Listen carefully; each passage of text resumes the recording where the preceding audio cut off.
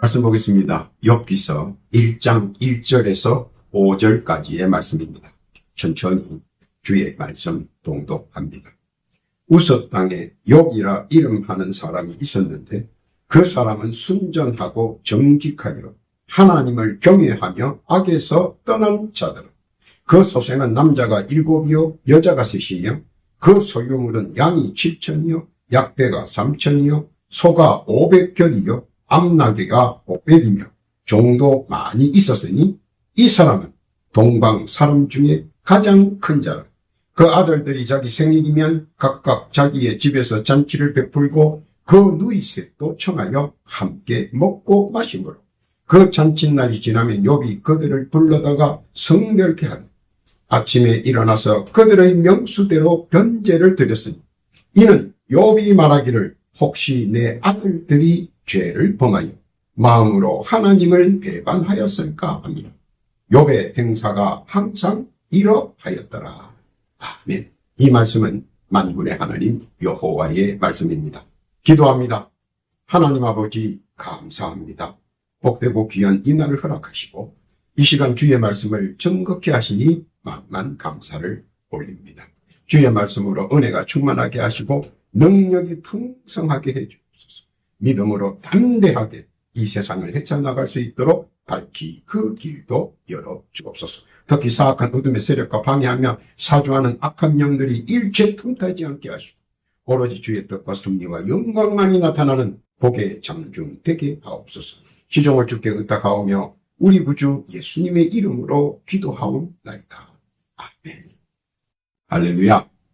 지난 한 주간 주 안에서 평안하셨는지요? 오늘 한 주간도 주 안에서 범사가 강건하시고 만사가 형통하시며 하시는 일마다 늘 일치월장 승승장구하시기를 우리 구주 예수님의 이름으로 축복합니다. 오늘 본문 욥기서를 보면서 한 가지 아쉬운 것은 욥이 너무 너그러운 사람이 아니었는가 하는 것입니다. 그는 사랑이 많고 모든 것을 이해해 주는 사람입니다. 악의가 없고 누구에게나 친절하고 도움이 되어주는 사람입니다. 동방에서 제일 착하고 선한 사람이라고 소문이 자자한 사람입니다. 그런데 한 가지 아쉬운 것은 그런 사람이 어찌하여 사람이 당할 고난이란 고난은 다 당하는지 참으로 안타까운 지경입니다. 왜?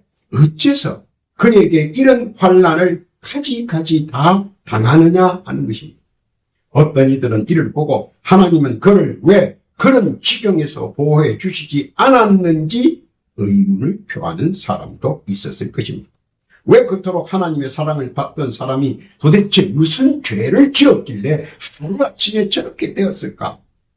구구한 말들이 많이 있었을 것입니다.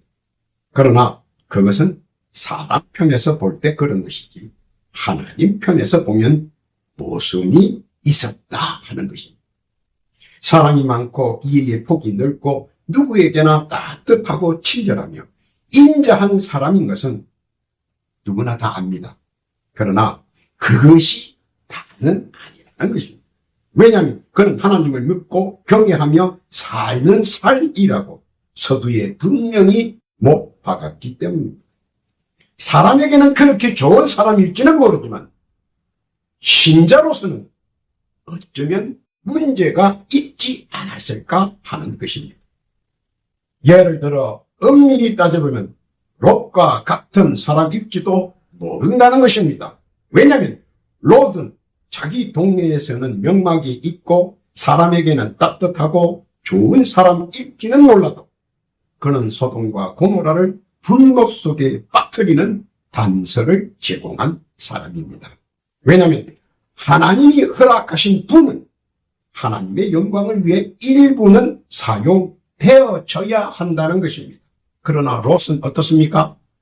사람한테는 따뜻하고 좋을지 모르지만 하나님께서 허락하신 하나님의 영광을 위한 것은 보기가 힘들었다 하는 것입니다.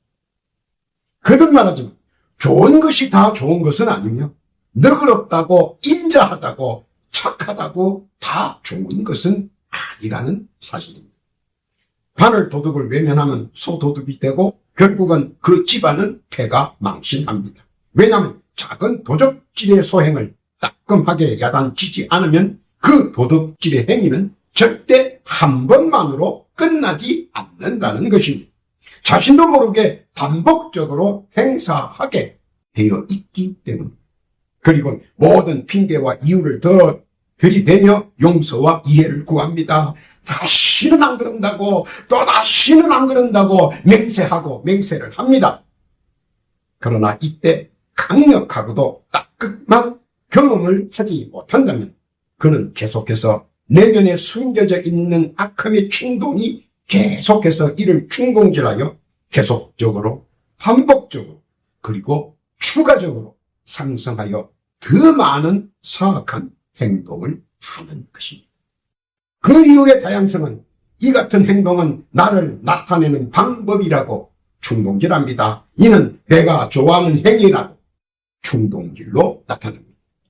그러므로 이를 절대 용납하지 말아야 하는데 욥처럼 롯처럼 너그럽게 사랑으로 혹은 가벼운 훈육으로 넘어간다면 그 후폭풍은 걷잡을 수 없게 되는 것입니다. 왜냐하면 계속해서 충동질의 행위가 사악해지고 그 결과는 엄청난 환난과 고난 속에서 되풀이 당할 수 있다는 것을 보여주고 말씀하고 있기 때문입니다. 잘 될 때 언제나 자녀의 훈육에 관심을 갖고 신앙인으로서의 자질을 갖출 수 있도록 보완해 주어야 한다는 것입니다. 하나님은 사랑이십니다. 그러나 그 사랑 안에는 인내와 참음 그리고 소망이 함께합니다. 고린도전서 13장 4절 이하에 보면 사랑은 오래 참고 사랑은 온유하며 투기하는 자가 되지 아니하며 사랑은 자랑하지 아니하며 거만하지 아니하며 무례히 행치 아니하며 자기의 유익을 굳이 아니하고 성내지 아니하며 악한 것을 생각지 아니하며 불의를 기뻐하지 아니하며 진리와 함께 기뻐하고 모든 것을 참으며 모든 것을 믿으며 모든 것을 바라며 모든 것을 견디는 자라고 했습니다. 여기서 말씀하시는 것 가운데 가장 중요한 요점은 절대적으로 하나님께 대한 무례함과 악함 그리고 불의를 행치 않아야 한다는 것을 강조하는 것입니다. 만약 이를 어길 시에는 받을 하나님의 징계에 대해 오늘 본문을 통해 우리 하나님께서는 자세하게 소상하게 점거하고 있습니다. 그러므로 오늘 본문의 뜻은 하나님을 경외하는 신자들의 부모에게 전하는 우리 하나님의 경고의 말씀이기도 합니다. 욥을 통해 하시려는 하나님의 뜻 무엇인가 살펴봅니다. 첫째로 자녀들에게 감사의 의미를 가르치지 못했다 하는 것입니다. 감사의 선후를 명확하게 가르치지 못했습니다. 이는 우리가 알다시피 참혹한 결과를 낳았다는 것입니다. 재난의 이유는 무엇입니까? 그 아들들이 왜 재난을 당했습니까? 오늘 본문에 보면 잔치 전에 감사를 드려야 한다는 사실을 가르치지 못했다는 것입니다. 잔치 전에 감사를 드려야 감사의 시작과 감사의 끝이 하나님의 장중 안에 있고 이는 하나님의 불꽃 같은 눈동자와 사랑의 눈길이 감사의 시종을 지켜보고 계시기 때문입니다. 천군 천사를 동원하여 이를 보호하시고 사면팔방을 감시하시고 감독하시고 계신다는 겁니다. 하나님이 함께 하시는 곳에 누가 감히 배방할 수 있다는 것입니까? 만사 태평 희희 낙낙인데 말입니다. 그런데 잔치 후의 감사는 이미 감사의 적절한 때를 놓쳤다는 것입니다. 그런 감사는 잔치 후의 감사는 하나님께서 절대 받아들이지 않는다는 사실입니다. 왜냐하면 끝난 후의 감사는 그 자체가 하나님을 무시하고 외면했다는 것을 보여주는 불의의 행위이기 때문입니다. 이는 신자가 가장 잘못하는 처사이며 처신입니다. 오늘 하나님께서는 이를 분명히 욥을 통해 말씀하시고 계십니다. 감사는 잔치 전이라고 말입니다. 감사는 언제나 먼저 드려야 한다는 것을 말입니다. 그리고 신자는 이를 깨닫고 지키시기를 우리 하나님께서는 바라십니다. 무슨 뜻인지 깨닫기를 바랍니다. 신명기 4장 39절 이하에 보면 그런즉 너는 오늘날 상천하지에 오직 여호와는 하나님이시여 다른 신이 없는 줄을 알아 명심하고 오늘 내가 내게 명하는 여호와의 규례와 명령을 지키라. 너와 내 후손이 복을 받아 내 하나님 여호와께서 내게 주시는 땅에서 한없이 오래 살리라. 하나님께서 예비하신 감사 전 잔치 전 감사의 의미와 뜻을 무슨 뜻인지 되새기를 바라시는 것입니다. 무슨 뜻인지 깨닫기를 바랍니다. 둘째는 자녀에게 번제의 의미를 가르치지 못했다는 겁니다. 번제는 번제 당사자가 직접 가지고 와야 한다는 사실을 가르치지 못했습니다. 번제는 속죄인이 대속물을 직접 가지고 성전에 가서 제의 전과 예식 예배를 통해 드려야 한다는 것입니다. 이는 결코 부모가 대신할 수 없는 것입니다. 분명 속죄인의 당사자가 번제물을 가지고 성전에 가서 직접 드려야 그 영적 효력이 발생한다는 것입니다. 이를 얻을 때 일어나는 비참한 결과는 결국 부모의 가슴앓이와 통탄으로 끝장난다는 것입니다. 이는 번제는 속죄인 당사자가 대속물을 직접 가지고 가서 하나님께 드려야 한다는 것을 우리 욥은 가르치지 못했다는 것입니다. 아무리 천금을 들여 번제를 올려도 결국 속죄인이 없는 대속물은 허공에 공허함만이 남길 뿐입니다. 솔로몬 왕은 그 바쁜 황금 시간에 성전에 직접 가서 번제의 당사자로서 번제물을 직접 하나님께 드렸습니다. 몇 번입니까? 그것도 2000번이나 말입니다. 그 바쁜 와중에도 솔로몬은 성전에 직접 가서 번제물을 하나님 앞에 직접 올렸습니다. 솔로몬의 행위는 하나님께서 흡족하셨고 지혜와 총명과 명철을 한없이 허락하셨습니다. 지금까지 그 같은 왕을 보지 못했다는 것을 아시기를 바랍니다. 번제는 축복의 통로이자 근원이며 하나님과 나 사이의 장벽을 헐고 대면의 장으로 활용되기도 하기 때문입니다. 신명기 28장 8절 이하에 보면 여호와께서 명하사 내 창고와 내 손으로 하는 모든 일에 복을 내리시고 내 하나님 여호와께서 내게 주시는 땅에서 내게 복을 주실 것이다. 내가 내 하나님 여호와의 명령을 지켜 그 길로 행하면 여호와께서 내게 맹세하신 대로 너를 세워 자기의 성민이 되게 하시리니 너는 여호와의 이름으로 일컬음을 세계 만민이 보고 너를 두려워하리라. 신자는 신앙으로 말씀을 믿음으로 찬양하며 나아가면 가는 그 자리와 주위가 다 은혜의 그릇터기로 변화시켜 주시고 더불어 번제의 주인공으로서 누릴 예비하시는 축복이 함께 한다는 사실. 욥을 통해 하시려는 말씀, 이는 정확하게 자녀에게 번제의 내용을 가르쳐 두라는 하나님의 믿고 깨닫기를 바랍니다. 셋째는 자녀에게 성결의 의미를 가르치지 못했다는 것입니다. 성결은 인간이 신 앞에 가져야 할 품위입니다.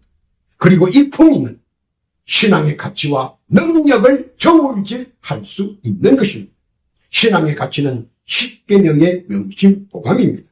신학의 능력은 말씀을 믿고 찬양하며 기도할 때 하나님께서 나타나는 하나님의 의중입니다.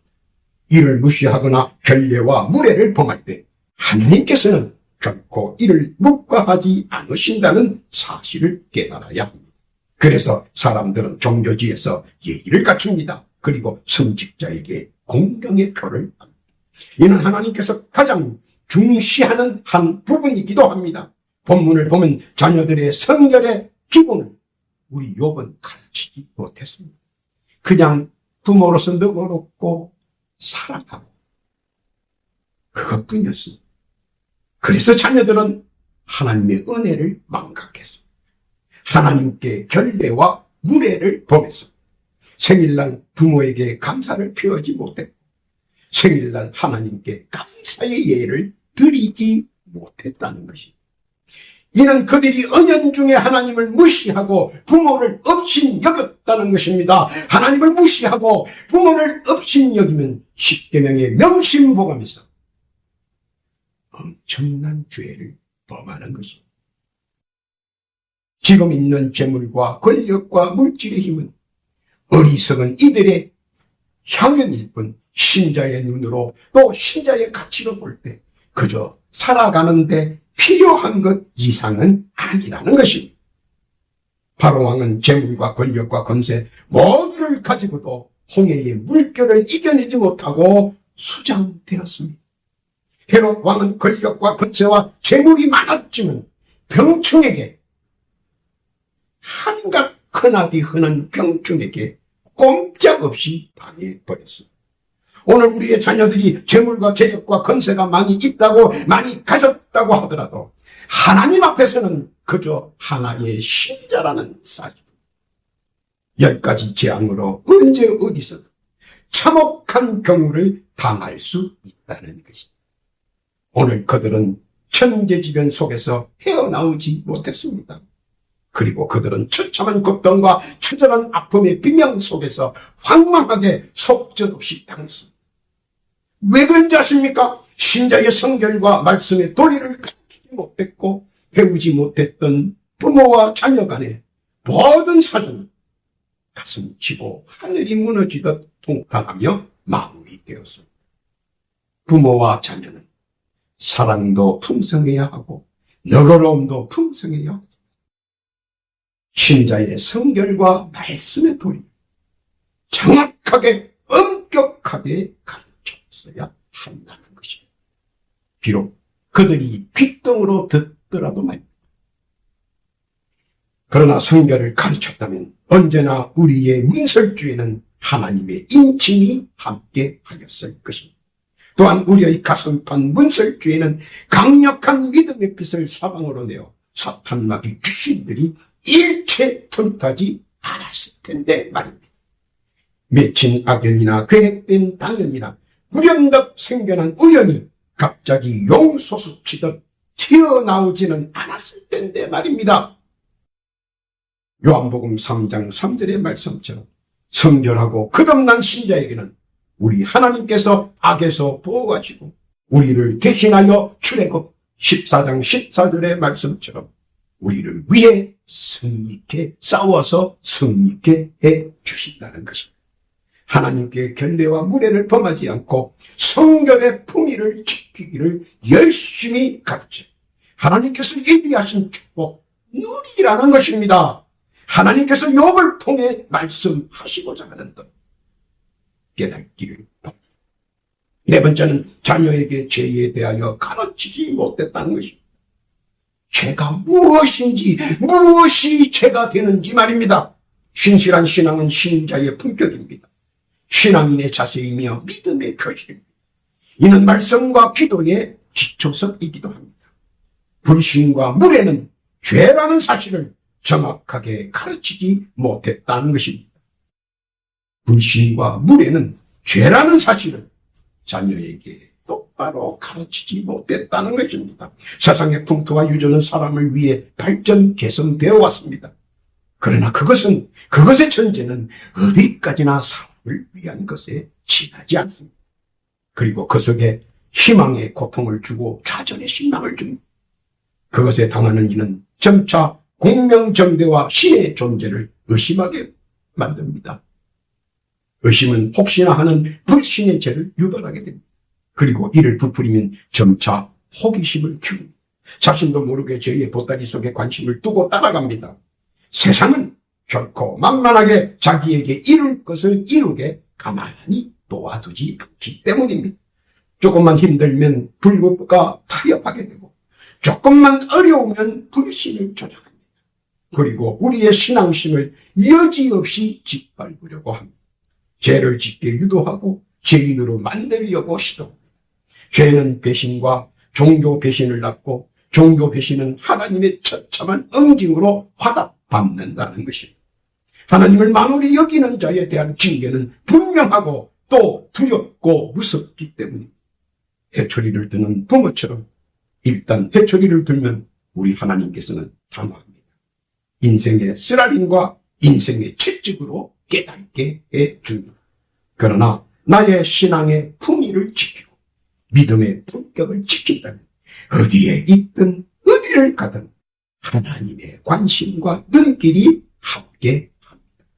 여호수아 1장 8절 말씀입니다. 이 율법책을 내 입에서 떠나지 말게 하며 주야로 그것을 묵상하여 그 가운데 기록한 대로 다 지켜 행하라. 그리하면 내 길이 평탄하게 될 것이라. 내가 형통하리라. 신앙의 품위는 굳센 믿음 안에서 강하여지고 성장하며 커져가기 때문에 말씀의 도를 일편단심으로 지키며 나아간다는 것입니다. 욥을 통해 하나님께서 바라시는 방향입니다. 무슨 뜻인지 믿고 깨닫기를 바랍니다. 결론입니다. 행사가 다 이러했다는 것은 결국 과잉보호의 재난이었습니다. 자식이 어떻게 될까? 전전긍긍합니다. 자녀가 어떻게 될까? 좌불안석입니다. 이는 믿음의 성인으로 발전시키지 못하고 언제나 젖먹는 유아기로 남게 했습니다. 이는 자업자득의 결과를 또렷이 보여줍니다. 모세는 아들로 인해 천사에게 죽임을 당할 뻔했습니다. 엘리 제사장은 아들 때문에 목뼈가 부러지고 죽을 때까지 고통 속에서 헤맸습니다. 사무엘 선지자는 아들 때문에 비난의 대상이 되어 죽을 때까지 외로움에 은둔 생활을 했습니다. 반대로 그렇게 연약했던 요셉은 노예 생활부터 시작하여 대성을 이루었습니다. 전형적으로 신앙을 지켜온 자의 하나님의 축복, 감사를 알았던 요셉, 어린 다윗이 골리앗을 쓰러뜨리는 도망자의 생활의 끝에 기업을 이뤘습니다. 전형적으로 신앙을 지켜온 자의 하나님의 은혜. 다윗은 언제나 외롭고 힘들고 두려울 때 하나님의 말씀을 암송했습니다. 첩의 자식으로 온갖 수모를 받던 솔로몬이 신앙을 배경으로 꿈을 이룹니다. 전형적으로 신앙을 지켜온 자의 하나님의 자비. 솔로몬은 말씀을 지켰고 순종했고 그리고 말씀을 늘상 가슴에 담고 있었습니다. 하나님은 그에게 대업을 맡겨주셨습니다. 하나님과 신앙을 배신하는 행위는 저주의 씨앗을 키우는 최악의 악수이죠. 하나님의 말씀을 믿고 굳센 신앙심으로 밀고 나아가는 것은 축복의 씨앗을 심어 100배, 1000배의 결실을 거두는 것입니다. 여러분들은 저주의 씨앗을 키우는 악수 속에 있겠습니까? 아니면 축복의 씨앗을 심어 100배, 1000배의 결실을 거두겠습니까? 어떤 것을 선택할 것입니까? 욥을 통해 전전긍긍하지 말고 정확하게 말씀을 전하고 가르쳐서 신앙의 모범이 되게 하여야 한다는 것입니다. 이는 힘들고 어려워도 실행하며 준행해야 한다는 것입니다. 그것이 인생의 근저탑을 세우는 최소한 이기 때문에 이는 이전보다 나중에 심히 창대케 하시는 하나님의 은혜가 함께 한다는 뜻이기도 합니다. 여기서 8장 4절의 말씀입니다. 내 자녀들이 주께 덕죄하였으므로 주께서 그들을 그 죄에 붙이셨다. 내가 만일 하나님을 부지런히 구하고 전능하신 이에게 빌고 또 청결하고 정직한 정령들을 돌아보시고 내 의로운 집으로 형통하게 하실 것이라. 내 시작은 미약하였으나 내 나중은 심히 창대하리라. 오늘 욥을 통해 말씀하시려는 하나님의 뜻 무슨 뜻인지 깨닫기를 바랍니다. 오늘도 욥을 통해 말씀하시는 주의 뜻을 깨닫고 자녀에게 최선을 다해 복음을 가르치게 말씀과 기도로 믿음의 품격과 품위로 자기 인생을 성공의 그루터기로 인도하는 것이 최선의 길임을 깨달는 사랑하는 신자 여러분들, 하나님은 은혜와 평강이 늘 함께 하시기를 우리 구주 예수님의 이름으로 축복합니다. 기도합니다. 하나님 아버지 감사합니다.